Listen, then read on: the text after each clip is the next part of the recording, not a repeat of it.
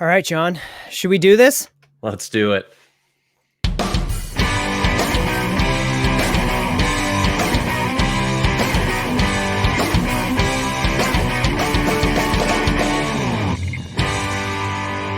All right, John.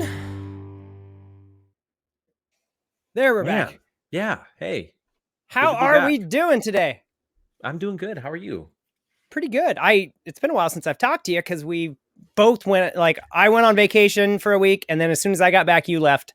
And it was interesting because you went to Montana, which doesn't Yes. sound normal, right? It's not. Wait. No, look, I I almost vacationed in just Montana, I almost just did a spit take. You caught me with the which seltzer sounds water. ridiculous. No, it's not. It's not a place that you normally go on vacation with your family. You don't That was the normally idea. pack up and say, Yeah. let's head to Montana, find some things to do. And where I was going with that is we went to Idaho, which is Oh. abnormal for us. Yeah. Right. It was the first time we had packed up and said, so it was just interesting. It fell right back to back. Yeah. For us. Yeah. To do No. So we had Tam and I went to Montana on vacation before we had kids. So 15, 16 years ago. Yeah. This was when we were like newly married and we couldn't even afford to go. So her parents paid for it. That was when we were just basically like, I was just talking to Ashley about that. Can you remember back when we would sit around, and I know you guys were likely the same way, and it's like, what are we going to do this weekend? When you had those kinds of chats, like, sky's the limit. We do anything. We do literally anything we want. You want to pack up, drive to Montana? Let's just do it. Well, I was going to say, like, let's drive us? down to California and just drive through one of those big redwoods and then just come back. Come home. And that was a legitimate option. That's right. That's right.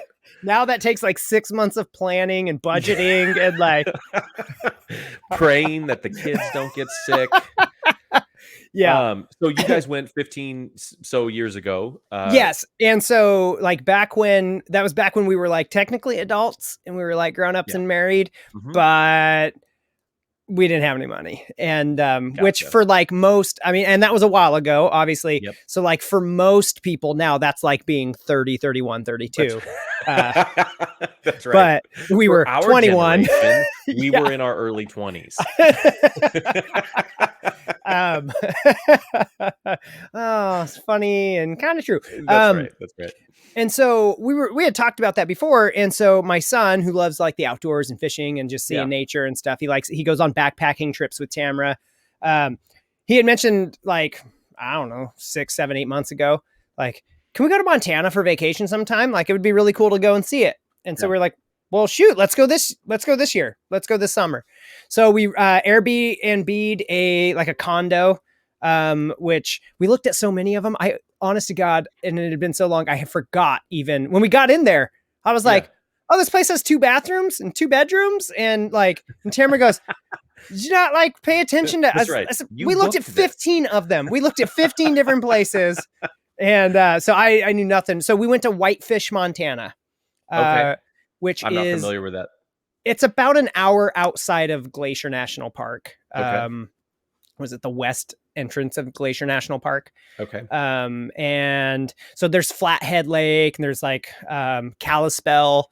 It's all right around there. Yep. And so we ended up going there and, we drove to Spokane the first night and then got a hotel. My daughter gets crazy car sick.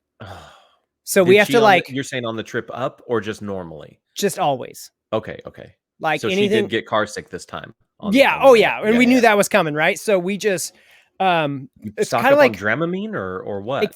Yes. So it's kind of like what you do to your dog on the 4th of July. You put one of those thunder vests on her, keep her swallow her in the back seat. Pump her full of drugs. Everything short of just like shooting her in the ass with a sedative dart, that's right. Which is what we're gonna try next. Yeah. So we basically just drug her up, and then we have the entire series of Parks and Rec on DVD. Nice. And so we just started episode 1, and we watched through that like all the way there, which just kind of helped. And so she would just kind of sleep on and off, and then so we powered through. But we stopped in Spokane the first night and got a hotel, and then knocked out the last 4 hours the next day. Okay. How long of a drive was that in total? solid 10 of driving. Okay. Solid. Okay. Gotcha. Which is annoying because we lose an hour on the way over, so it felt like 11. That's right. We went I to can't. Montana a year ago for vacation, and it was the same thing. It was losing an hour over, and it just felt like, man, I'm just driving forever. Yeah, and it's like that it switched like the last 2 hours for us, so it was like, oh, cool, we're about an hour away, guys. We're almost there, and then bloop, and you're just like Twilight Zone. You're just like, what the heck just happened? We're 2 hours away. That's right. That's right. So So I mean, and you know me, I don't do well on car rides. I'm just like, sure. I should have eaten some Dramamine, but I was driving a lot. I was going to say, do you primarily drive? We trade off. Okay. So we try to trade off. It's almost worse for me being the passenger. Yeah, it 100% is for me. I have to drive. Yeah. When we go anywhere. But then at a certain point, it doesn't matter. The attention span is shot. So I'm like, I literally just want to like, well, if we were in a spot that had like cell reception, like I just need to mindlessly scroll or something, or play one of my little games on my phone. I am on a car trip. I am the equivalent of like a 14-year-old. Like, just feed me the whole time. I need a Game Boy. I need like, I have no shame admitting that. I'll put on like audiobooks, podcasts, through the car or truck, and I drive. It doesn't matter. I mean, even when we went to Montana, we went further into Montana, and I want to say it was like a 14-ish hour drive. Straight through. Just plowed through it. Was that Missoula or Billings? Billings area. Okay. It's closer to Billings. Okay. There's only like 3 main areas of Montana. Yeah. It's like, oh, were you in Missoula, Billings, or like the Kalispell, like kind of glacier, like West Glacier area? Yeah. Yeah. So it was cool. It's a gorgeous drive. And so we loved that. And then we just made it our point, we budget all year for vacation. So there's no stress. So like the best part for us, and I'm going to toot my own horn here, is my Visa card bill just showed up and it's $0. That's right. Because I didn't swipe it. We didn't have to swipe it for vacation. We came back, paid cash for everything, not cash, but like debit card. On a lot of cash, but like, so that was a great feeling. So on the way over, it was like, we stopped at this like gift shop, rest stop. I got a sweet Montana hat. It was pretty cool. Nice. And like, it was like, hey kids, here's some money. Like, you can buy souvenirs. And it was just a lot of fun. I told Tamara, I was like, I just want to go over, and I don't want to be like stressed. So let's budget extra hard for this so that we don't have to be stressed. Like, oh, I don't know. And so we ate like kings and queens. We had fun. We went whitewater rafting. Oh, that's cool. Yeah. Down the Flathead River. Okay. My son it was fun. So it's all a little smoky and hazy over there. Yeah. So some of the fires that are going on right now. Yeah. Some of the beauty was just kind of like blurred out by the haze. So you're kind of like, well, just imagine how pretty it looks right here, also in the distance. That's right. Like, just copy and paste in like your mind. Yeah. So the idea was like, we wanted to take a couple of days for my son to be able to do some fishing over there. Okay. So the place we were staying had a cool little pond with all kinds of fish he was able to fish in. Nice. And we got him on a river where he was able to fish. That was pretty cool. Did you keep what he caught? No. Cause we didn't have like, I was like, we were like, catch and release, use your barb list. Airbnb and cut a head off and we were cook some fish up. Well, we were eating, like, our thing was like, we brought supplies for breakfast. Okay. And kind of lunch stuff. And then we were going to eat out for dinner. So I'm like, I don't want to gut and cook this freaking fish like in some rented condo. Gutted and cooked the fish though. I did show him how to gut finally. Okay. Because I was like, listen, you got to stop bringing these things home. Because like, he'll go fishing like sometimes like at sunset, like 7:30 at night, and then he'll come home and just be like, Dad, I got 2 fish. And I'm like, oh, awesome. Oh, cool. Now I get to do this right before like I'm getting ready for bed at 8:30, right. Yeah. But we had to pivot a little bit, John, because we figured we would go into Glacier and go to that Lake McDonald that you had told me about. Yes. And let him fish in there before we go whitewater rafting. It's got all the colored rocks for people listening, called Lake Yeah. McDonald in Montana. I've not been there, but the photos of it are unreal, and it's definitely a like a bucket list item where I want to take Liam out there and check it out. Yeah. I'm pretty sure I went to that lake, seeing where it was in relation to the entrance. I'm pretty sure I've been in that lake Nice. when we went previously. Okay. But so we just figured we'd get there and buy tickets, and like there's an entrance fee to go in, right? Yeah. So apparently you got to like buy these things weeks or even months in advance because they're like by entrance tickets to a national park. Yeah. That's crazy to me. So like we weren't actually able to go into the national park. So what happened? You pulled up and they were just like, "Oh, you don't have a ticket?" You know. No, Martha. We got another one that doesn't have tickets. Freaking Washington plates over here. Look, we're gonna need you to turn around and look at jackass Jerry here. Yeah, we're gonna be judging you the entire time. Fortunately, we figured it out before then because we kept seeing signs that are like, "Get your tickets to Glacier, get your tickets." And so we're like, tickets here. And so Tamara looked it up and she's like, "Oh, apparently you got to like," and they're not doing like same day tickets. So they're limiting it and they're pushing it out. I don't know if that's how it always is. I don't know if that's because wildfires. I don't know if that's because COVID. I don't know if who knows, Montana. Right? It's Montana. So it can't be because of COVID. That's true. That's true. I mean, well, at least that's the conservative part of Montana. We went. I guess technically where we went was Wyoming, because while we were in Montana, we drove south to Wyoming and went to Yellowstone. Oh, gotcha. And that was just drive up to the ticket counter and pay, get my little pass, and then take off. Like literally every other national park I've been to. Right. Yeah, that's crazy. So I don't know what the deal was. And I don't know if that's normal. We were like, okay, well, clearly we did not research this enough. So you said you had booked it. You had said you had booked it so long ago, right? There's a good chance that even if you had researched it, because unless that's completely normal, and it just seems odd that no other national park we've been to is like that. I know the whitewater rafting guide said that this is like the busiest summer that they've ever had.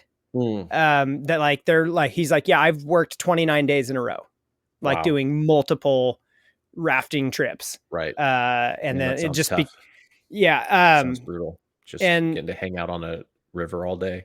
Well, but you're making the same jokes. You're giving the same spiel. Right. Like that would get pretty. It's the Jungle Cruise at Disneyland. Sure. It's the like dry, just okay. Can I get them to laugh at this joke? And I guess one thing I hadn't really considered is you're also likely rafting with different size groups, all at varying skill levels. Yeah. And it's like taking on the responsibility of not only am I going to try to make this fun, but I'm going to try to make sure that none of you die. Yeah. I guess that'd be pretty brutal. So we did still get to do the whitewater rafting. We still got to get him out in a river fishing, and he caught some stuff. So we made the best of it. And realistically, even if we had gotten the tickets in, all we were going to do was go like fish in Lake McDonald.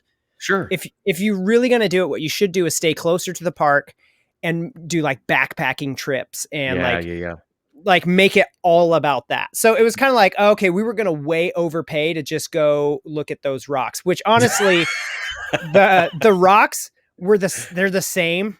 Oh, okay. Like in the Flathead River, when we were like pushing the raft, and I was like, oh, look, it's those colorful rocks. Like, okay, that's good to know. I don't have to go to Lake McDonald for that. I mean, they might have been more vibrant there. I don't know, but like my daughter took a broad of them back. Yeah. It could just be like filter. Yeah, exactly. So I don't know. It was pretty cool. Like I thought that we got the short end of the stick on the guides, because like we got put with the guy there was like 3 guides that were going in 3 different rafts on our little group. And there's one guy who was really funny, who was doing like all the explanations on the bus ride. Sure. To where we got in at. And then there was like this gal, and then there was this really like quiet guy. And we got put with the quiet guy. And I'm like, oh man, we kind of got shaft here. But it only took like one time, the first set of rapids for me to figure out that, oh, he's not like quiet, shy. This is the adrenaline junkie guy who's like soft spoken, who's just like, yeah, man. And then we did this and we almost died. It was cool. And so like, he was like, well, if you guys are up for it, I mean, we can float this sideways and then and our whole boat was like, bring it, let's go. Yeah, And so he's like, right. cool. And so like, we'd get stuck and he's like, all right, everybody get in the back of the boat and start bouncing. And like, at one point he starts telling the story. He's like, yeah. And if you look up there, and he starts getting us really close to this rock wall. Okay. And I'm like, what the heck? And Tamara and I were the lead, like, people. We were up in front. Yeah. Natch, because Right. we're leaders. That's right. And so he's like, if you look up there, sometimes there's a moose that sits up there and like watches us raft by. And so everybody's looking up.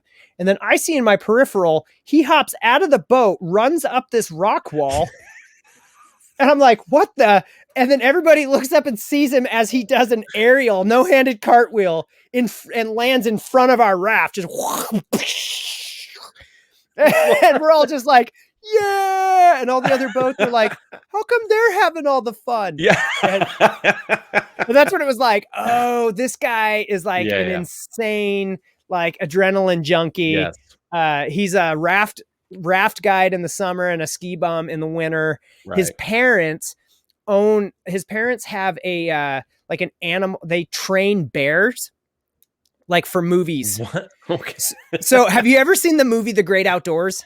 Oh yeah, a long time ago. Sure. Okay, you know John that Candy? big bear? Yeah, big bear chase me. Yeah. And it gets shot in the butt. Right. That was that kid's family. Like, they trained that bear. That was one of theirs. And he named a couple of other, like, big movies that there was a bear. He's like, yeah, those were ours. That's what I grew up doing. And then now I do this. And so it was just so funny because, like, he would do these tricks where he would, like, bang us up a little rock ramp, whoop, and we'd get stuck, and then the river would suck us backwards through it, and we just end up doing, like, donuts and stuff. It was a blast. That dude was awesome. So right on. It was pretty cool. So all in all, good trip, it sounds like. Yeah. What about you guys? It was good. It was good. We stayed at a resort that has a golf course on it. And that was fun. Getting to go check out the Simmonses. That's right. No, this is think like outdated timeshare, because that's essentially what this was. It just also had a golf course. And what we found was the place we were staying, while nice enough around, had horrible signal, like 1 bar the entire time, and even that would come and go, and non-existent Wi-Fi.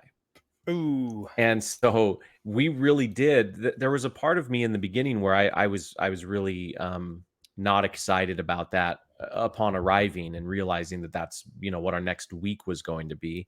But I think it actually worked out. Like, it was kind of nice not having those things. And so we took advantage of the facilities a lot more. They had a rec center there that had an indoor pool. They had a little mini golf course that the kids loved. Oh, that's awesome. Yeah, they had gyms for us to do, like, tennis and cornhole and racquetball and all kinds of stuff that we just got to mess around and have fun with. And then it was fun. It actually made me feel like early 90s, in the Blockbuster days, because what we would do is, after a day of, like, going swimming, going, to the driving range, playing mini golf, doing, whatever the activities were we wanted to do that filled up the day, we would go to the rec center, and they had these like kiosks where you could rent movies, like DVDs. Oh, nice. And while there was no Wi-Fi, every room had, like, a DVD player. Oh, that's awesome. And so we would, like, go get snacks and like go back to the room and hang out and watch. The kids would pick a movie, and then Ashley and I would pick a movie, and that was how we spent our nights. So it was fun, man. It was good. No complaints at all, really.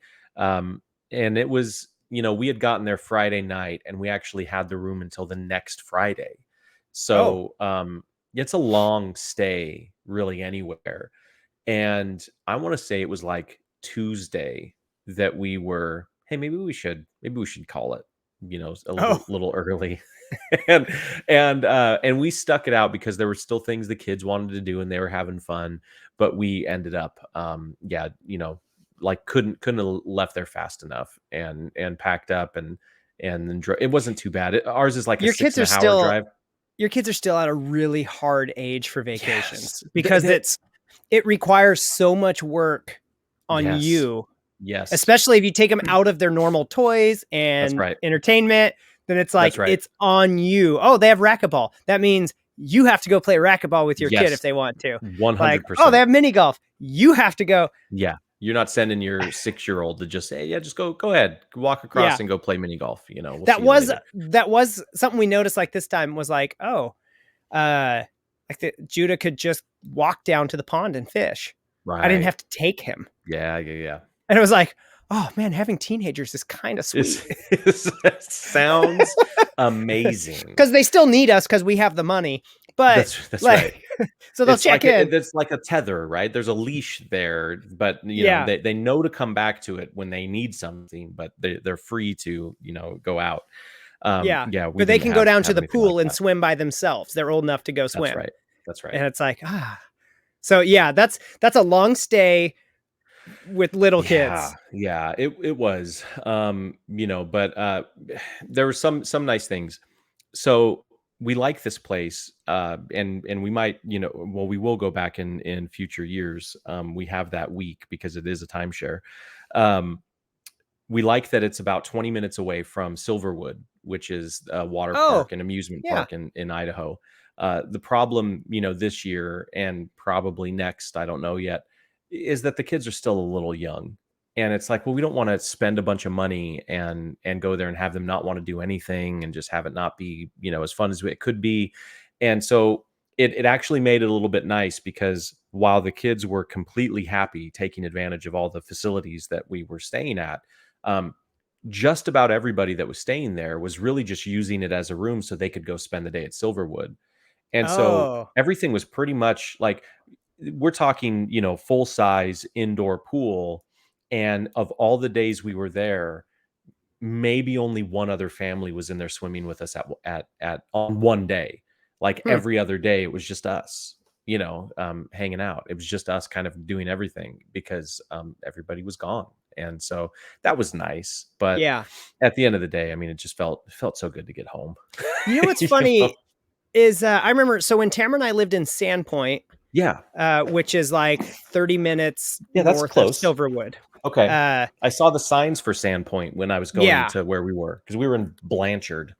Okay. I don't know if you might know where that is or not.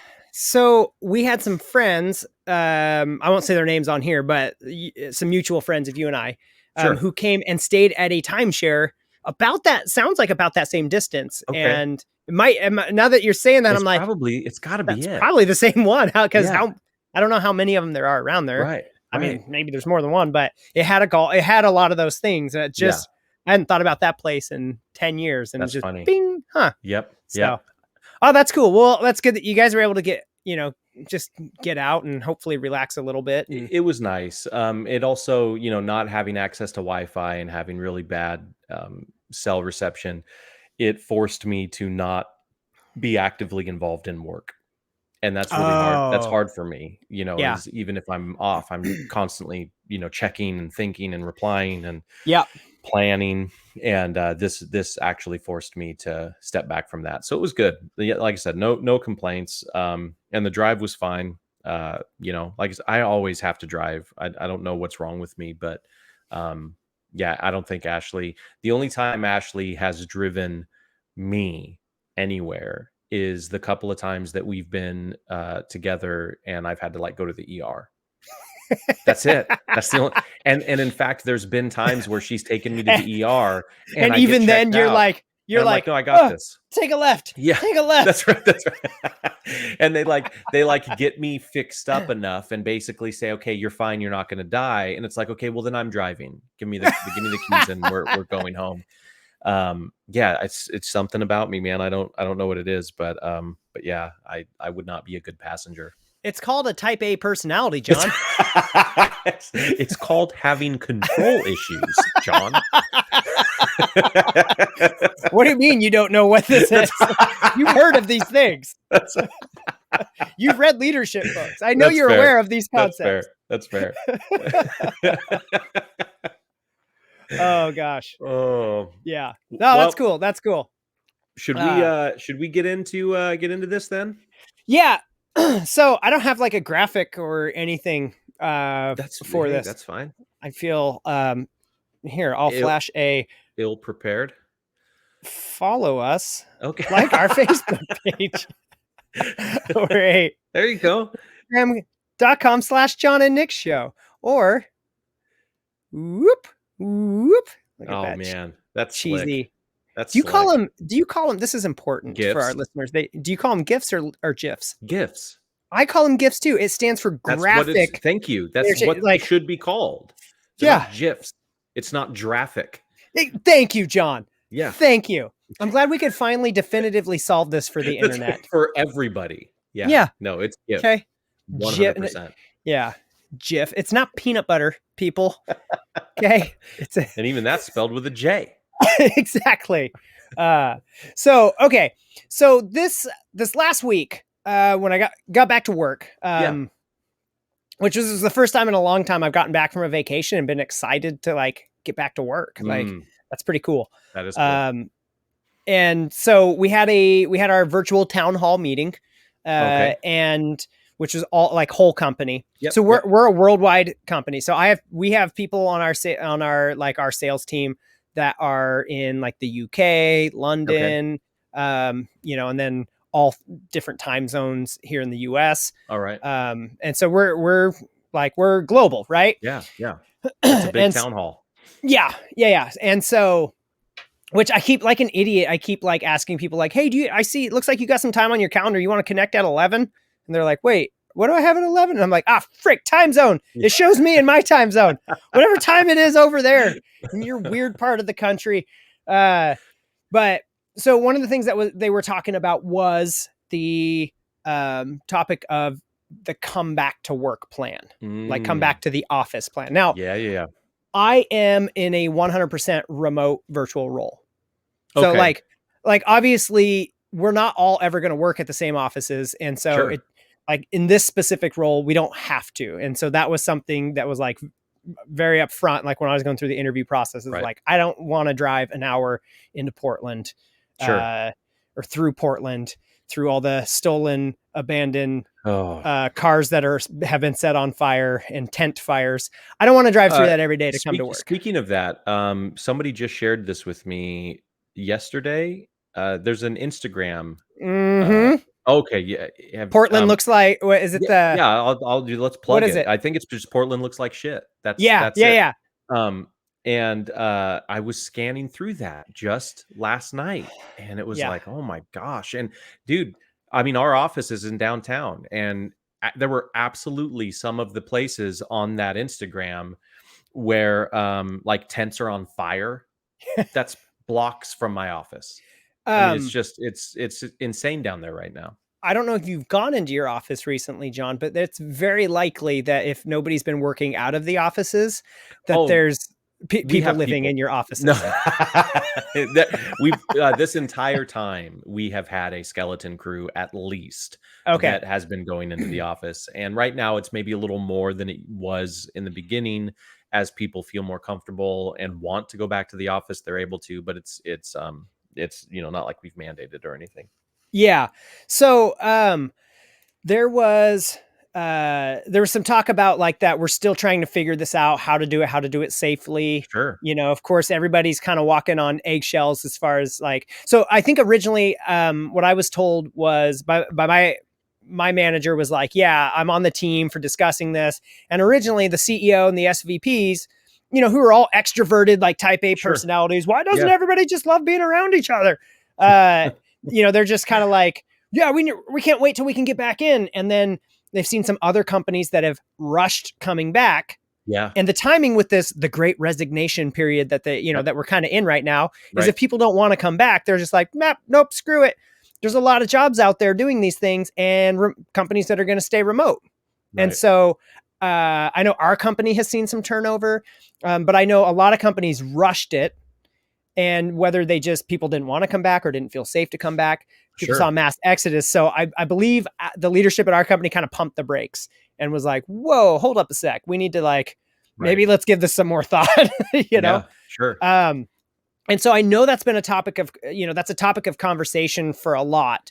And they did some surveying and found out that very few people actually want to come and work every day in the office. The majority said they'd be down for like a couple days a week. That missed that. I think at the end of the day, or at the very least, because of this, pandemic, one thing it's done is it has shown that people can do their jobs from anywhere, right? And depending in large a lot of jobs, yeah. A lot of jobs you didn't have to be in an office in order to successfully like accomplish the mission, whatever that may be. So at the very least, I think what we're looking at in large part around businesses in the US is going to be some sort of hybrid approach. Yeah. Where it's, okay, come in on these days and then stay out on these days. What I found is interesting with some of the studies that I've been looking at, and some of the CEOs that are clients of ours that I've been talking to about it, is what seems to be more important than hybrid or not is making sure that whatever you decide, everybody is doing the same thing. So one of the struggles is saying, okay, well, you three want to come into the office Tuesdays and Wednesdays, and you three want to come into the office, Thursdays and Fridays.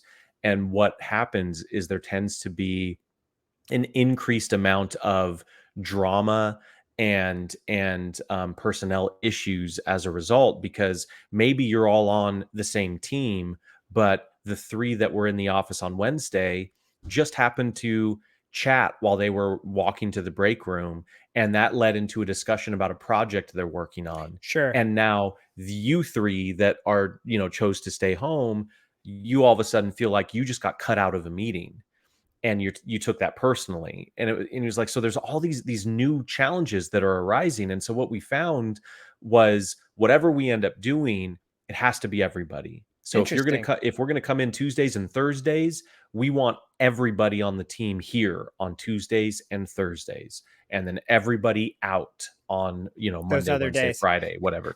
And so I just thought that it's opening up all these new challenges that I think we're going to identify even more as we go on. So speaking of CEOs, are you familiar with Dan Price? He's the guy out of Seattle, founder of Gravity Payments. Who you've talked about him before, the one that had the 70,000 it's their minimum a year now. Salary. Okay, he lowered himself to 70, made the minimum 70. Okay. And so, and he got roasted for that at first. Fox News would make fun of him, called him a socialist commie, and that this company was going to fail. Well, it's only grown. And well, I think in the right industry, it could work. I don't know. I have my own reservations about if we were going to try to do something like that across the board, because I have definitely met employees that have not like put in enough to earn 70,000 a year. And I've known employees that have worked harder, and what happens in an environment like that. So I guess I'd also be interested in, I wonder what his turnover was like. Now that it's successful, and I think that he's likely surrounded himself by A-level employees for the job and for what's required. I wonder what that first year was like, and if there was any losses for the ones that weren't. There definitely was some. Sure. But originally, I think there was some misunderstanding of it. People thought like, oh, everyone's making 70. But that's what I thought you were saying. No, that's the minimum. That's the starting salary. Gotcha. Okay. The receptionist makes 70,000. Yeah. His senior vice presidents makes more. Okay. Yeah. Okay. Yeah. And so, of course, he's in Seattle. It's expensive to live there, and he was finding that like he had employees who were having to work second jobs but didn't want to say anything about it. Oh, that's crazy. And so he's like, when we raised their salary, all of a sudden their work productivity skyrocketed because they only had to work one job now. Right. And they could have weekends off. Thrilled to be able to make what they're making. So they're going to put more into a company that they feel connected to. So he's very pro worker, and he's been very outspoken during all this time. Some of it does seem a little like grandstanding. But in all fairness, the guy has at every turn has put his money where his mouth is, right? Right. And as a result, he said that like anytime they have an opening, they get like over 200 resumes for every position. I believe that. So they're hiring the best of the best. for whatever position. Right. And so that being said, probably doesn't have a problem with making sure that he's got good people in the Sure. roles. So it's That's right. definitely a little That's right. different. But so I say all that to just preface with this comment here that he makes, Okay. which I thought was hilarious. He says, instead of making a top-down CEO decision, we asked our 200 employees where they want to work. Only 7% wanted to go back to the office full-time. 31% wanted a home office hybrid. 60% wanted full-time remote work. So we told everyone, do what you want. The stuff isn't that hard. This stuff isn't hard. I mean, I don't disagree with the sentiment. You know, it's not that hard. And I think where it makes sense, like we prefaced in the beginning, you know, the asterisk of maybe some jobs require you to be on site or in an office, and so Yeah. obviously we're not talking about those. But Yeah, outside of teaching works best in person. that's right. That's right. Outside Yeah. of those, if you're able to do the job remotely and you're doing the job remotely, it seems like you should fall back on do what you want, right? Yeah. And I was curious to get your feedback on this in a couple of areas, because you're in a supervisory role. Yep. You're in a leadership position at your company. Initially, you were like, this is amazing. We're never going back to the office. Right. This is great. I love this. But it sounds like in some of our conversations as of late, maybe now that it's had some more time, Yeah. maybe your feelings have not changed on it, but like you have a broader perspective. I do. And So I'm torn in many ways. I still absolutely stand by, like, we've been nothing but successful remotely, right? So if it's not broke, why fix it? And so mm, at a certain point, I do believe in well, employees should do what they want. Because at the end of the day, what I care about is that you understand my expectations of your role and you're accomplishing those expectations. You're yeah, meeting and exceeding those those expectations. And if you're doing KPIs are getting met. that's it. If you're doing that, I don't care. I don't care where you're at. I don't care how you're doing it. I want to make sure it's getting done. And the second that I see signs that those aren't happening, we're having discussions around those issues, right? If it's because you're working remote and should be in an office, then I mean, I would hope as an adult people would own that or figure that out and make the improvements. But at the end of the day, all I care about is are we meeting those objectives? And if we're not, that's the problem that we're going to address, Mm, not where you're living, right? I yeah. don't think there's ever a time where it's going to be okay. Well, you need to be in the office.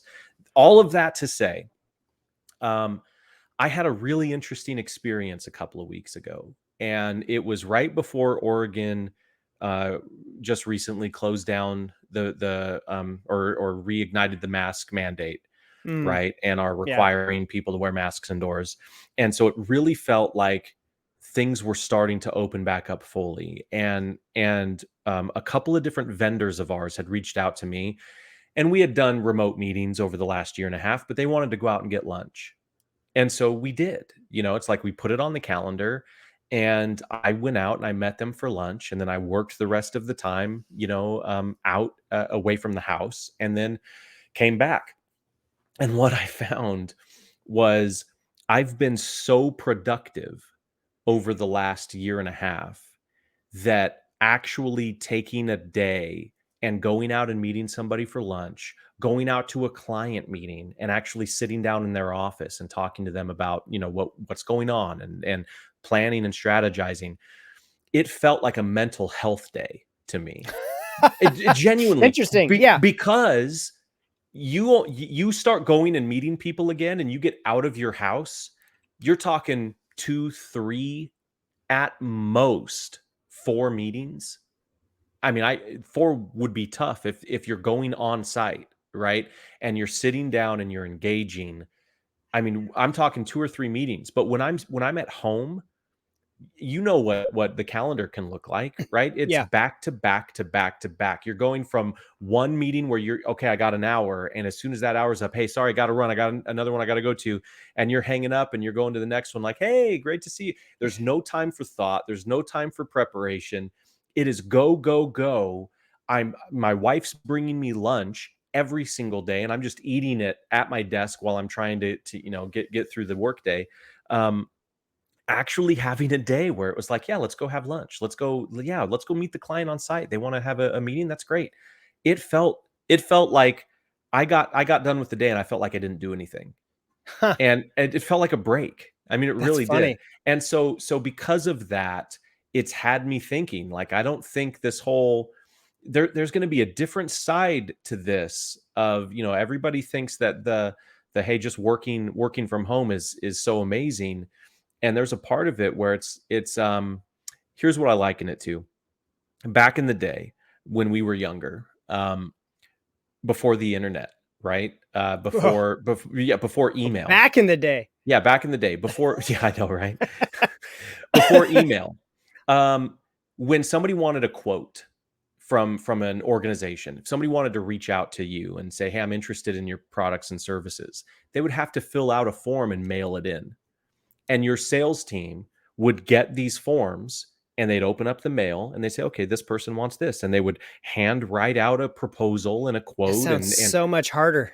right. And then they would file it all and put it in the outgoing and mail a proposal back. And that meant if you really wanted pricing on something, the expectation was a couple of weeks before you're going to see anything, right? So the amount of time it takes to make a decision and the expectation of response was severely lessened than it is today. Then email comes out, then the internet and all of these things, and cell phones. And now I know that as soon as I hit send, you got it. So the expectation of response, the expectation of availability, the expectation is so much more increased. And I think that same principle can be applied to people that are working from home, because now our availability is so much more increased. Even though I'm at home, I'm at a desk and I have a camera and I have a mic and I'm in it. I'm working and I'm going from one meeting with one client to another, and then an internal meeting, and then a check-in, and then a marketing meeting. And you do these things back to back to back to back. And I think it's going to create a level of burnout that people aren't considering, because they're just thinking how nice it must be to work from home. And I'm not going to say that there aren't things about it that I cherish, right? And I value very much. But at the end of the day, there is something about having more time to yourself. And what I found is the time that I had traveling to meetings, the time that I had traveling home, the time to kind of process and strategize my day or plan out, what this next meeting is going to be and how I want to approach it. Listen to podcasts, listen to audiobooks, listen to audiobooks. Pour things into myself, and help myself get better in areas. Those are things that I miss greatly, because I'll tell you, and I think if you talk to most people that have a productive work from home environment, I don't have time to just, I'm going to shut this down for an hour and I'm going to listen to a podcast. I'm going to read a book. I'm going to shut this down for 30 minutes and I'm going to, listen to an audiobook and just kind of, unwind before my next meeting. That doesn't happen. You're always work, work, work, work. And oh gosh, it's already, the end of the day. So anyways, all of that sorry for the long rant, but that's kind of where I'm at today. It's like, I'm now seeing the benefits of getting back to an in-person environment. But if you're the C-level executive of an organization, and frankly, I mean, I'm in the decision-making process for our company. How much do we really want that? Are we more productive now? Is it more advantageous to the company to have workers at home if that's where they're seeing value today, because we know we're getting work out of them? Interesting. Or does it why, so that I guess that should be the question. If I was sitting down on any other board, like I have at this company, if I was sitting down with any other one and they said, hey, we got to figure out, what we need, or we need to figure out how to get everybody back to the office, the first question I would ask is why? Why Why is that the motivation? Why is that what you think and are sure of like needs to happen? Because I don't think it's an easy answer today. Yeah. So yeah, anyways, for my team, for the sales side, for the account managers, I've told them they're remote, and there are going to be times when the world opens back up that I'll want them visiting their clients in person and doing the check-ins and that sort of thing. But that doesn't mean they need to be at an office. They Yeah. could leave from their home and go do that and then go back to their home. Yeah. It's funny because like, I've had other jobs, where I've had outside sales jobs where we had an office in Portland, but I would only go there if I needed to. Sure. Most of the time I'd work from home or I'm traveling, Yeah. Driving around. And I did love that like podcast time, audiobook time. Right. That was, right. It was pretty nice. But I found that like I was always way more productive on the days I just did like all the paperwork stuff, update Salesforce, all that crap from home. I could get so much more crap done. And then when I'm done, I'm done. This is great. I don't feel like I need to sit here for another 45 minutes. So they see me sitting here. Right. That's like, right. And let's be honest, there's an element of the time spent in an office that's what it is. It's not even yes, it is 100%. But then there's also the times, and a lot of companies are different, but like we had ping pong tables in the warehouse. We had cornhole. How many times people come up and say, "Hey, you busy? You want to take a 15-minute break and go play some cornhole?" And it's like, I'm sure, but that just distracted me from what I was doing, that we don't have any of those distractions right now. Yeah. And I wonder how much of that is like dependent on the personality too. Cause you are like I have to be driving all the time kind of person, right? But see, here's my thing. And that's why I think it's important to focus on KPIs, right? It's important to focus on what the expectations are, and are the employees meeting the expectations? Because in my opinion, and I've had to enact this out, right? It's not, I'm standing by what I'm saying. If there are real concerns that the employee is not meeting the expectations, then my position for consideration is that it's not because the employee's not in an office and not more micromanaged. It's because you have the wrong employee in the position. Sure. So fix that. Yeah.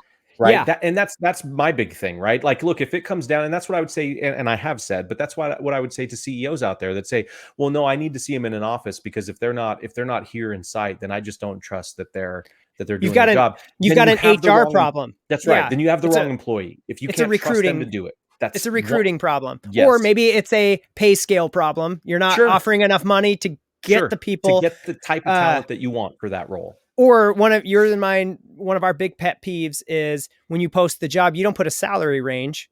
So you're not getting all the resumes that you should be getting for that position. Right. That's right. Like, what? Put the freaking salary range on there. Yeah. Because guess what? Be a secret. No, it's 2021. Guess what I do? I go to glassdoor.com and I go find the stupid thing anyways, right? Like, it's out there. People are talking about this stuff. Just put it on your posting. You'll get more resumes. That's right. From more people. So when after that town hall meeting where they were kind of like, we're still trying to get some feedback and blah, blah, blah. Yeah. I sent a message to there's three managers that I kind of interact with. One's our senior director over like the whole thing. And then there's like two different managers that they kind of split us up into two teams, but we all like train together and interact together anyway. So I sent a Slack message to all three of them. And I just said, hey, just for the record, like, since that was brought up, here's been my experience is, by not having to drive into work, I'm able to go do CrossFit in the mornings and then, take time and eat something healthy afterwards. And then boom, and take a shower, and then boom, I'm at work. Right. And so that's what I do with that commute time. And these guitars behind me, that's always one of the jokes is like, is that just one of those like fake backgrounds, or are those real? I'm like, oh, those are real. And you pull one down, just start shredding, dude. And I was like, how many times do you sit in an office spinning your wheels trying to figure out how to answer, a problem or, respond to an email, or like, how should I, blah, blah, blah, blah. Like, dude, it'll take me sometimes 20 to 30 minutes to really like figure out the right response to something if I just have to sit there at a desk in a cubicle or something. if I grab one of these things off the wall for 5 minutes, I just go to that other side of my brain for a minute. Yeah. I put it back on the wall. I come back and then switch sides back to the get crap done side. And I'm like, right. I'm more clear. I'm more focused. Sure. One thing I have been trying to do intentionally, Jon, is schedule in screen breaks. So like a 15-minute screen break. I need to get better about that. And if you're going meeting to meeting to meeting to meeting, that's you might just need to like make some hard, like, hey, non-negotiable. I need 10 minutes between meetings. I mean, don't get me wrong. I could fill my calendar with as much of the time as I need. I just haven't done that. Right. Yeah, and so important. And so I let them know, for me, I have never been healthier or happier than I have been since I've made the change to here. And that makes you a better employee. Frankly, it does. And that 100%. Was their response was, hey, appreciate that feedback. Like, and I said, and feel free to share this in any of those meetings that I know you guys have. So This is obviously, I said, it's not the same for everyone, because there's some other guys on our team who are like, I miss the office. And I'm like, I get it. Like, and they're probably the more social kind of people anyway. Right. I don't feel like the relationships and connections and even the one-on-one get to know you meetings that I have with my employees. Because sometimes after meetings, someone will be like, hey, you got 15 minutes? And we'll just talk. See, just get to know you stuff. And I don't feel that those relationships that I'm building are any less significant to me and meaningful than when I've worked in offices and built those. But that's probably unique. I mean, not everybody's that way, right? What I found, to me, the way that you tackle this problem is when you're talking about fostering and building relationships. There's a few different levers that can be pulled, right? One is proximity, and so it's face to face. It's the personal interaction. The other one is length of time, and how long, if you are together, are you spending time together. And then the last one is frequency. Okay. And so you can maintain relationships with these three levers by adjusting each accordingly.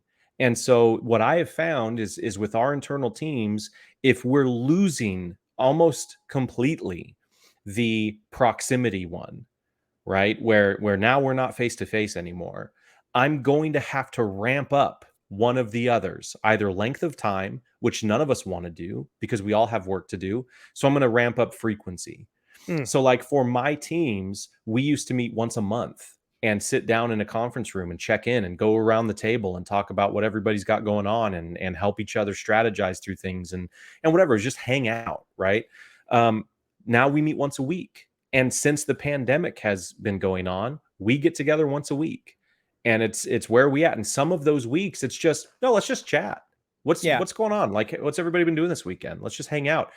And I found that in ramping up the frequency of how often we're interacting, even though it's remote and video, it has helped, kind of eliminate that feeling or risk of relationships degrading. Yeah, that disengagement. Yes. Yeah. And so, really interesting book. I wish I had the name of it. If I was prepared to talk about this today, I probably would have thought about it. There's a book that I read, and it was a guy that worked for the CIA, and his role was to go to other countries and actually recruit and what's the word I'm looking for? Not foster, but basically create spies out of people in other countries so that they could start spying for the US. And when he retired, compromise people? No. Yeah, kind of you know what I'm thinking. Turn assets. Yeah, he's grooming. And, is this like a predatory thing? Grooming. I think. Oh grooming. Gosh. Oh, that's closer to what I'm saying. But he would build relationship and then groom them like a child molester to become spies for the US. And so after he retired, he wrote a book about what he learned, and his whole premise was like how to build relationships, and because that was a huge part of what his role was. And so what was really interesting is because part of it, if you want to talk about social manipulation, if you don't like somebody anymore and you just don't want to hang out with them, but you don't want to be the asshole that says I don't like you, right? Yeah. Just like reduce some of those levers. You could just naturally not meet in person as often, not meet the frequency as often. When you do get together, have reasons why you can't spend as much time as you used to. Mm-hmm. And over the course of time, that relationship will slowly degrade and it will be non-existent, fascinating stuff. So anyways, so I think with some of this, it's fascinating in that here. Okay, I'll set it up from this perspective. okay, Here's what I found teaching through a pandemic remotely. sure. Okay, so we went in the spring, everything got shut down, and we were just making lessons and stuff to give kids something to do when that first shutdown was. So those last couple months of whatever school year that was, not last year, the year before, right? Yeah. And that's when I was making those really clever marketing videos that you saw. That's and right. They were like goofy. I was throwing in clips from like South Park and different things. Like yeah. They were kind of funny. They were 5 to like 7 minutes. There were about 5 minutes of teaching content, fast paced, kind of, I was trying to like do that YouTuber kind of style. Boom, boom, boom, boom, boom, boom, boom. And then here's, now go and do this, go make something. And so there was like 2 to 3 minutes of explanation for that. That was fun. It was fulfilling. I got great feedback from students. They were like, oh my gosh, it was like the only class that I actually like wanted to like see the stuff that was coming out. Then they put us all back. All teachers had to teach from their classrooms remotely, live sessions last school year. And it was awful. So you're in the classroom. Yeah. The students are not. Correct. But we needed to be in the building. But you're in the building on your work computer at your desk teaching yes. from there. Okay. Yes. With worse tools than I have at home. That's right. Obviously. I'm like, okay. So whatever. And the general consensus, I mean, you ask anyone, for most kids, it was a less than teaching, like education that they were receiving. Yeah. The problem was that we were trying to take live classroom, bless you. I saw the sneeze, but you muted like a muted champ. Like a champ. That's my favorite in Teams meetings, when you see somebody just like, you don't hear it, but you just, they were trying to take the in-classroom experience and like retrofit it to cram it through an online experience. Right. And that's why it was less than. It's not as good. To me, here's the analogy that I'll use, and then I'll transition this back to like business, is that it was like taking a movie, a motion picture that was meant to be seen and heard, and all of that, and broadcasting. And let's say an action movie. Sure. Okay. So there's all the crazy things, the explosions, all that stuff, and broadcasting it over the radio. Right. It's not the intended way that people are supposed to receive that thing. Right. Yeah. And so here's what I think with business is some of the businesses that are finding that like, it's not as good, this doesn't work.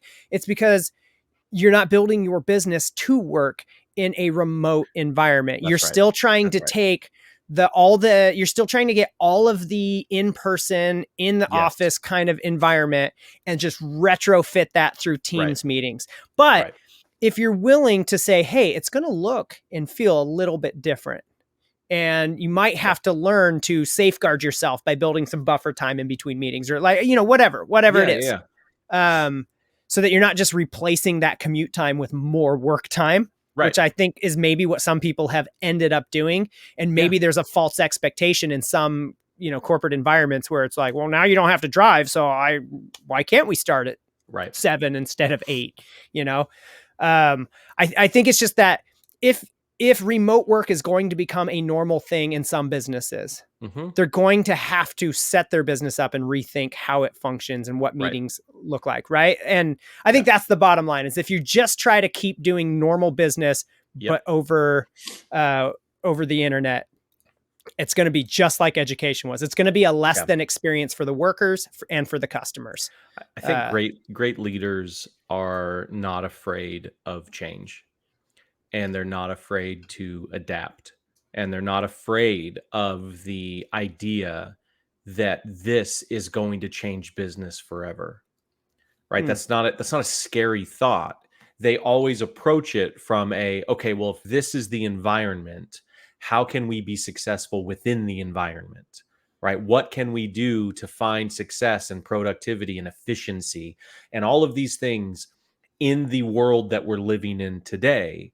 And what you have on the other side are people that are leaders, and I don't want to slam them or say they're not great, right? But you have people that are in leadership positions because of whatever's happened in the last 30 years, maybe a specific skill set or something that has allowed them to elevate in their role to get where they're at today, but that's all they know.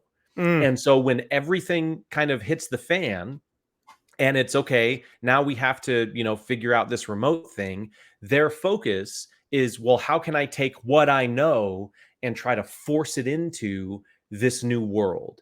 Yeah. And those are the same types of people that if you talk to them and say, hey, you realize this is probably the way it's going to be from now on, right? That it's history in the making. It has changed the way we are going to be engaging and doing business in many different industries forever. They're gonna say, no, it's it's not, right? They're the ones that are going to resist that. Like, no, you're crazy. This will go away in 6 months. We're all going to go back to what we're doing.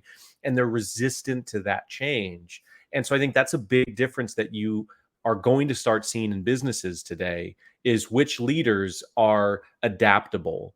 And in large part, we've already found it, right? I mean, a lot of businesses have had to be adaptable to be successful this long, but it's going to continue on, and you're going to see which ones embrace that change as things start opening up, and what options they give to their staff and that sort of thing, and which ones are resistant and have just been treading water until they can try to get everybody back to what they're comfortable with. Yeah, I know for me, and this is what I told my managers, I said, for me, it would take an amazing opportunity to get me to willingly give this arrangement up.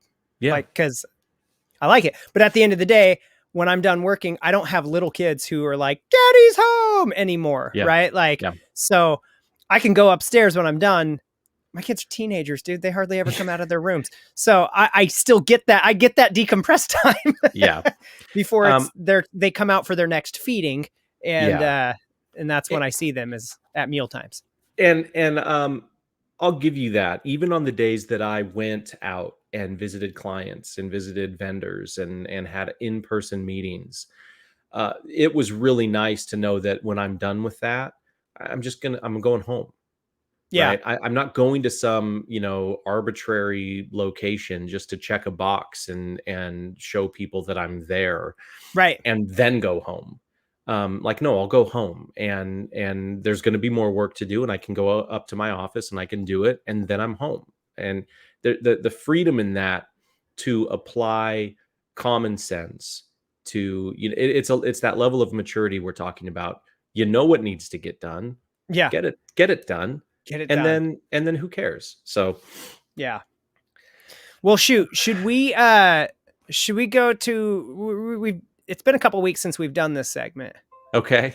Let me put the graphic up here. Hit it. Boom. Bang. Am I the a-hole here? Yes. Which is in parentheses, it should say yes. John's response to everyone. Yeah, probably. At least in part. That's right. So we'll shift gears. Let's do it. We'll shift gears, and we'll end on a little bit more of a lighter note, where John probably is going to victim blame somewhere in this. There's no problem. There's no probably about it. It's happening. I do have a good one here that I think is interesting, and it maybe opens up discussion into other areas, specifically around parenting, and that's one I know that you and I enjoy tackling on occasion. Yeah. So this is off of Reddit, and the title is "Am I the asshole for giving one kid's Switch to the other?" My daughter, Lana, all of these are made up names, by the way, and they're in quotation marks and all that. So I'm not worried about putting somebody's, well, I shouldn't be worried anyways. They posted it on the internet, right? On the internet, yes. Yeah, you posted it out here. People are going to read it. My daughter, Lana, is 13 years old, and her brother, Lane, is 8. Okay, wait. They both. What's that? Oh wait, these are made up names. I was gonna say, I was gonna make fun of them. Like, well, first of all, you're an asshole for naming your kids Lana and Lane. I feel like even though they put quotes around the name, they did that with the names, guaranteed. They guaranteed. at least did something like Daniel and Danielle. That's right. That's right. Like, okay. So yes, you and I are already on the same page. That's like the parents. It's like the parents that have like 3 or 4 kids, and they all have like all of their kids have a name that starts with L, and you're just like, really. I don't know why that annoys me so much. And I probably just like alienated some of our listeners sure. You know what? That's what we do here. There's going to be times where I'm going to be thinking about that and be like, that guy, why did they do that? All right. Sorry, go ahead. No, all good. We got Lana 13, brother Lane is 8. They both got Switches a couple years ago when they were new. Lane's Switch recently started to have issues. It wasn't charging properly, and it would sometimes die in the middle of a game. So the 8-year-old brother, 13-year-old sister, the 8-year-old brother's Switch started to have issues and was dying in the middle of games. Well, it died recently in the middle of a battle in the game that he was playing, and he got really frustrated and threw it up against the wall. Now, it doesn't turn on at all. Here's the thing, though. Lane has anger management troubles. Obviously. We have a diagnosis and all. Oh. I think that sometimes he really cannot help getting so upset that he does things like that. I know he didn't think he was going to break the Switch, and now he's been feeling down. Lana used to play her Switch a lot back when Animal Crossing was new, but she's kind of lost interest and doesn't touch it much anymore. So I decided that since she rarely plays with it, I would give it to Lane in the meantime until he gets a new one, which will be his birthday in October. So for a couple of months, I'm asking Lana to share with her brother. So about 3 days later, Lana asked where her Switch was, and I told her I gave it to Lane, and she flipped out, saying that's her Switch and it's not her fault that Lane broke his. I told her all I'm doing is asking her to be nice and share since she doesn't play regularly and Lane plays almost daily.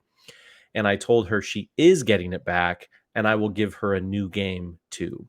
She said all she wants is for me to not take her stuff. And she took her Switch back from Lane. I really wanted to do what was best for my youngest, but my oldest response really has me questioning what I did. Reddit, am I the asshole? What are your thoughts? Okay, a couple of things.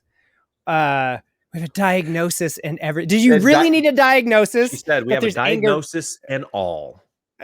Like, yeah, your kid flips out and throws crap and breaks stuff. Right. Yeah. Diagnosis complete. My kids. You could get that on WebMD. That it's one of the few times WebMD would be accurate. Okay. Where it wouldn't say could be cancer. Yeah, that's right. I stub my toe and I look it up and I guess I got 6 months to live. That scenario, it would say your kid has an anger problem. That's it. Yeah. I'll say your kid's a bit of an a-hole. Yeah, I guess. All right. How would I handle this if this happened in the Higgins family? How would this get handled? Sure. It's one thing. It would be totally different if the thing just got broken, right?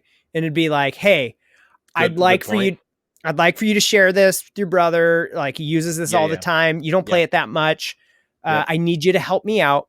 Mommy left it on the bumper, and when I pulled out of the driveway, it fell and it shattered. And I can't get him a new one right now. Can you guys share until we can fix this? Yes. Or even if he dropped it and broke it, right? Sure. Like my son, Accident. he had, before they had phones that, where there was an iPod and he dropped it and the screen got all goofy and he felt really bad about it. Yep. Fortunately, I was able to just press the screen. It was just a little connector. Yeah, but still, right? But I was like, accidents happen. Yes. And it's like, and you felt bad. You showed the proper emotion. You didn't feel entitled like, I broke this, so I'm going to need a new one. Right? Like, okay, how you react is going to dictate how I handle that situation. Well, and I think what you're also saying is how it happened, right? Because there's a difference between dropping and elbow dropping. Yeah, right? Exactly. Yeah. And so like, you see on YouTube those videos of like kids get mad and throw their controller at their TV and it breaks. Yes. And guess what? Your TV's gone. It's gone. And yeah, I might replace it if it ends up being a teachable moment where like your kid ends up realizing that like, yeah, that was not the right response. I can't be doing that.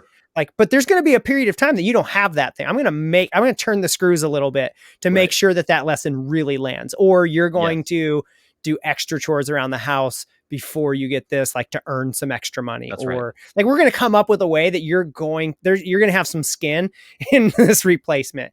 This is just a kid who he broke his.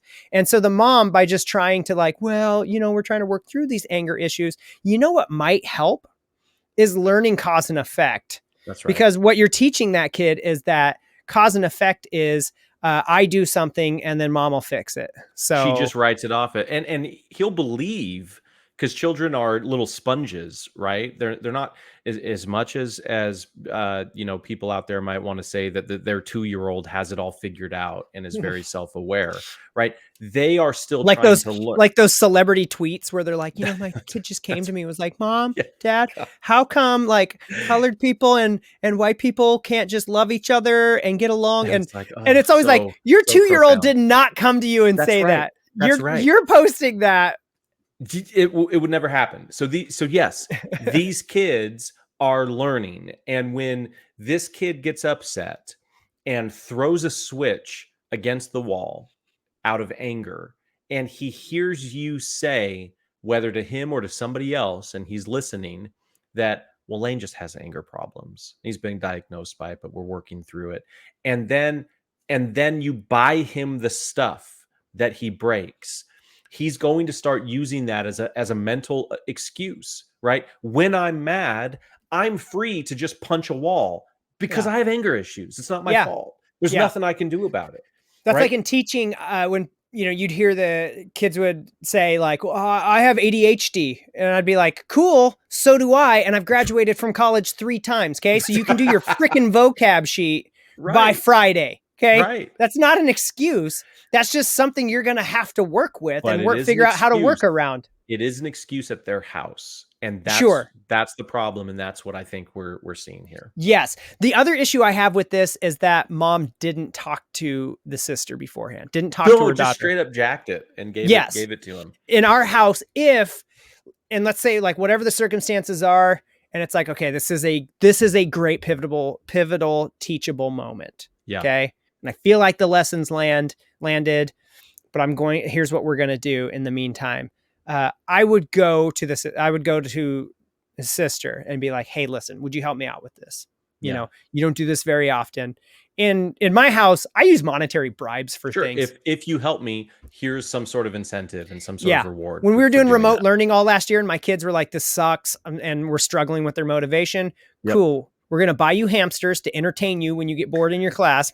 And if I get home from work on Friday and you have all of your assignments complete and we'll log in and check, you get $5. Like, hey, guess what happened? My kids got all kinds of awards from their teachers for like being engaged and going every day and turning all their work in.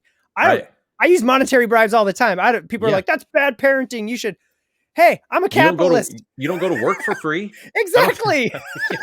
That's crazy. Yeah. So I have no problems with like, hey, listen, here's what we're going to do. I'm going to rent this from you for the next 2 months. How about that? Right. I'll rent it from you. You're happy. You hardly play it. Yep. Like, and you're going to get it back and you're going to have made money renting it. And I'm going to have taught you a valuable lesson about like marketing and ride sharing and like, So, I would have come to an arrangement on that way. So is she the a-hole for how she handled it? I think so. Yeah. I think 100%. And I think that kid's probably a little bit of an a-hole too. Or if he's not, like, dude, you're calling out a kid. Yeah. 100%. I'm not above calling out a kid on something like that.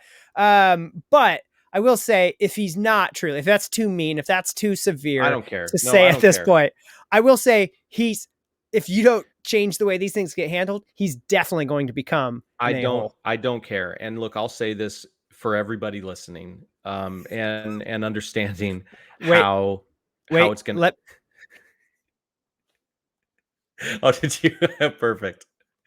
Listen, when my kid was in T-ball, there was more than one kid, so I don't want to single anybody out, but we'll talk about one kid specifically that every single practice, every single game was throwing fits, was out in the field, didn't want to participate, sitting on the ground, trying to get other people to, slack off with him, and would constantly be physical with other children. Okay. Which I don't condone. All right. And one day I saw them sitting in the dugout, and this kid was sitting next to Liam, and the kid started headbutting Liam. They both had their baseball helmets on, but he's headbutting him hard and laughing about it. And Liam was like uncomfortable and asked him to stop multiple times. And the kid didn't stop. Then the kid tells the coach, and the coach didn't do anything about it. And I told my kid, and I'm the reason I'm saying this is because if anybody is listening and being sympathetic and understanding with this parent who is allowing her child to act like this and not stepping in and correcting the behavior, I need you to know that there's parents out there like me. I told my kid at 6 that the next time I saw a kid headbutting him, pushing him around, or pushing other kids on the team around, and the coaches aren't doing anything about it, and parents aren't stepping in to do anything about it, I fully expect my child to lay that kid out, to full on knock him out. I was like, Liam, you will never. I've taught my son how to punch. I've taught him how to elbow. I've taught him how to wrestle. Like, you will never get in trouble if somebody is acting like that and taking it to that level to you or somebody else. You will never get in trouble by me for stepping in and handling the situation. So my ask to assholes like this parent is correct your child's behavior before somebody else has to, right? I would love it. I would be the parent in the crowd with a smile on my face, and I don't really care who has a problem with that. If I saw somebody being physical and being a little asshole, and my kid had to step up and lay that kid out, I think it would be fantastic. And I know there's parents, oh, violence is never the answer. Well, then tell that to the little asshole that's going around headbutting everybody. Tell it to this 8-year-old that is throwing their Switch against the wall just because, it died in a battle. When don't act like the fact that it died, that's the other part that I have a problem here. She says recently started to have issues. No, it started to have issues because this is how he handles his emotions. Yeah, it's right? Likely not the first time this thing has hit the wall. That's why it's been having issues lately. And so then you go down and I see that, okay, you're making excuses. He's got anger management problems. What it sounds to me like is you don't want to get in and do the hard work to help him find healthy ways to manage his emotions, because we all get frustrated. We all get angry. And no, physical altercations and violence is not the answer, unless, in my opinion, somebody's being violent to you. That being said, then at the end you say, I really wanted to do what was best for my youngest. Well, if you really want to do what's best for your youngest, then step up and parent during difficult times. As easy as it is with somebody who's emotionally unstable, which show me an 8-year-old out there that doesn't have their moments of emotional instability. Sure. As difficult as it is, step in and parent, and don't just give him the switch that he's on every day and say, well, he seems to be happy when that's happening, so it's all good, right? Step in and set ground rules, set boundaries. And I'm not trying to say that my way of parenting is for everybody. I'm probably creating a whole plethora of issues in my son. I mean, a good example today is Harper went to get a fruit snack. She's 3. She went to get a fruit snack. And while she was getting one, which it was okay that she got one because she had asked her mom first, she got one for Liam, all on her own. Nobody suggested it. Nobody anything. She just showed up and said, Liam, here, I got you a fruit snack. And he didn't even say thank you. He grabbed the fruit snack and he said, oh, well, could you get the other kind? And she didn't know what he's talking about. So he jumps up, goes and gets the other kind that he wanted in the bowl, because there's 2 different kinds of fruit snacks, comes back with 3 bags of the other kind for himself. I wasn't even that upset that he had 3 bags. These are small bags. if you wanted some fruit snacks, I genuinely wouldn't have cared. Even if you had just asked me, I probably would have said yes. Yeah. Anymore, they only put like 4 fruit snacks in those bags. Right. But the fact that she on her own did something for him that he didn't say thank you for, and then to correct what he, the type to what he wanted, he went back and got 3 bags, but didn't bring her anymore. I was floored. I said, Liam, what do you think is wrong with this picture right now? And I explained it to him. She brought you something without you asking, just because she wanted to be nice. You didn't even say thank you. Then you went and got more than what she had brought you and more than what she has in her hands, but you didn't bring her anything. Do you see the multiple levels of why I'm not happy with what's happening right now? And it was like, I want you to put all of them back, and you're not having any. And Harper, you get to have 2 fruit snacks now. And Liam's sitting there crying. And it's like, I want you to cry. Yeah. I want you to understand that it's important to me that you're thankful, you're grateful, and you're kind. And you're actually thinking about other people and their needs, the way that your 3-year-old sister did for you. I expect it for, like, look, I'm guarantee there's a lot of people out there, probably psychologists and everything, that would say, no, this guy's an asshole and he's, probably raising an absolute monster. But I'm not, I don't think I am, right? I have expectations for my children. And if my kid were to throw a Switch or an iPad or something against a wall, that's gone. Like, right. You are never looking at a Switch again until I think that you are emotionally mature enough to handle it. And that's probably going to be in a couple of years. Yeah. Like it ain't going to be next week. It's hard because, like, look, Tamara and I aren't the greatest parents in the world. I'm sure, like you said, I think you try to, like, fix things that maybe you felt like your parents could have done a better job at, and then just create additional issues, like, in the process. That's right. It's all I think that's like the true parenting. Like, my parents righted some wrongs from their childhood and probably created some issues. And, and then there's like, well, I wish my parents had been more like this, so I'm going to be like this. And my kids are like, oh, my freaking parents, or, whatever. Right. Like, such is life. That's right. But one thing that I will say is, like, my son's made it all the way through, like, now he's starting high school. So we made it through the junior high years with very little issue. My daughter, unless things take a turn for the worse, is on track. Now, that being said, high school, we could veer. Okay. I'm not saying like we cracked the code. But I'm saying we've been parenting long enough to have a little bit of, like, cause and effect data to look at. Yes. And regularly at parent-teacher conferences, we get thanked by teachers for our students being kind, respectful, and sometimes like there's a couple of those times where it's like, your kid's been goofing off a little. And then I'm kind of like, well, how quickly is he getting his work done? Is he goofing off instead of doing his work, or is he getting all his work done really quickly and then goofing off? Well, getting it all done and then goofing off. All right, that's kind of on you. Give him more to do. Right? Like, I'll talk to him, but like, I've been in the classroom and he probably needs to be challenged more, or in a harder class. That's a whole separate issue. I have fought those battles, sat in principals' offices and fought those battles. But that being said, largely been thanked. And I can't take any credit for this because it was all Tamara fighting the battles when they were little, right? Like, I mean, I contributed some, but, like, mostly it was her putting her foot down when they were little, when she was staying at home with them, and fighting those battles of, that's unacceptable behavior, and there's a consequence. And so I realize, like you, psychologists, people would argue that, like, they're too little to really understand. Bull crap. I don't agree with that. I think that they can start understanding that. And the best advice I ever got from somebody was a mentor of mine who said, just so you know, by the time they are 2 years old, you will have already established what's okay and what's not. Like, the kind of dynamic you're going to have between what weight your words and their actions have.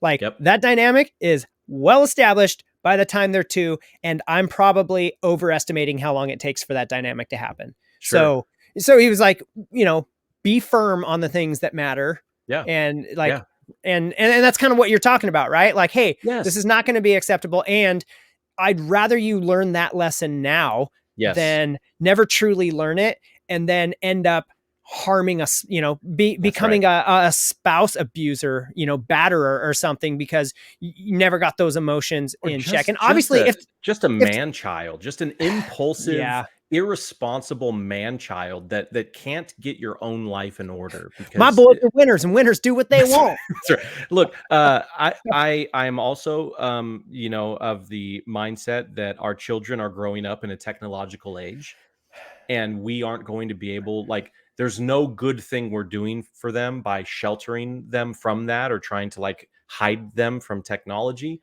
I So know. I'm all about exposing them to technology and allowing them. And I'm finding that Liam is so smart in certain areas that Harper isn't, and Harper is where Liam isn't. All that to be said, um, Liam has had an iPad for, I mean, a number of years, right? And he's 6. So, do the math. But what I found in this last year is we started letting him watch YouTube. And there were moments where he would be on it for a while watching, and it would completely change his personality, his demeanor. He Mm-hmm. would be all hyperactive and like, just not him. You know what I mean? Yeah. And so I just flat out told him, it's like, look, you're going to be upset by this, but I'm taking this away because while I want to expose you to these things, it's my job to protect you. Yep. And when you're spending too much time on this, it's turning you into somebody that people don't like, right? And you should realize that it's doing something to you. And as you get older, you're going to have to be able to self-manage, but right now I manage. And so I'm taking it away. Yep. And he was like, forever? Yes. I want you right now to think of it as forever, because I don't know when it's going to come back, but I don't want you worried about that. You need to understand that this is because I'm trying to protect you, and it is what it is. And I understand you're going to be upset. I'm sorry that you're upset. I'm here for you if you want to talk about it, but it's not changing. So let's go find some other things that we could do that could be productive, and I'll hands down, I had that conversation with him and he cried. And then the next day he was fine.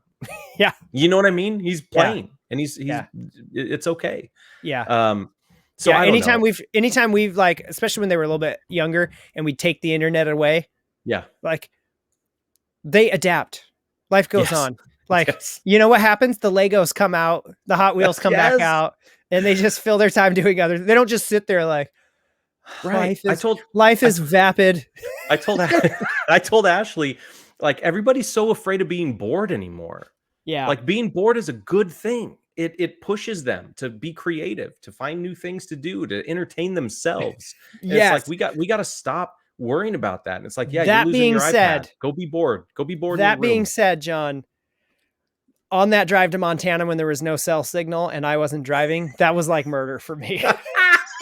So I will agree with you. You are trapped in a car at that point. I will agree with you that our kids should, it's okay for them to be bored. I don't want to have to ever be, though. Yeah. I'm a grown up. That's right. That's right. I'm a hypocrite with that. It's like, yeah, I agree. All right. I don't, but that's not for me, right? I mean, it was when we were bored as children that's when we would do the, like, we're going to go explore. We're going to go play guns in the backyard and good guys and bad guys and that's run around. When I learned new stuff on guitar. Right. Like, yes. I would be laying down with you, not thinking about, not thinking about anything, and just boom, boom, boom, and accidentally play something. You're like, oh, that's that thing on that one. That's how they did that. And then you go, like, oh, okay. Like that's how learning guitar used to happen without YouTube. That's right. That's right.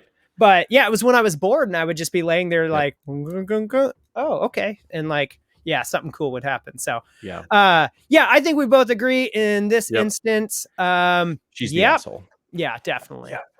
And if you don't do something, because not only are you an asshole, but if you don't do something about it and actually recognize that you are and make changes, your child is going to grow up and be one as well. And that's on you, Yeah. So. I agree. All right, John, should we call it? I think so, man. Right on time. So if you have, maybe you have some strong feelings on any of this, if you're still listening, feel free to hit us up at Jon and Nick Show at gmail.com. Maybe you got some listener mail, just something you want to, maybe you got an Am I the Asshole kind of like idea. You can put that in there. Also, like, hey, I'm kind of interested on your like feedback on if you've been working from home or if you wish you could work for home. Like, give us some feedback on that too. It's always interesting to hear thoughts. We have our perspectives, and that's the only perspective I have. So always open to other people's perspectives and learning from that as well. And so other than that, without further ado, I'm Nick. I'm Jon. And we'll see you next time.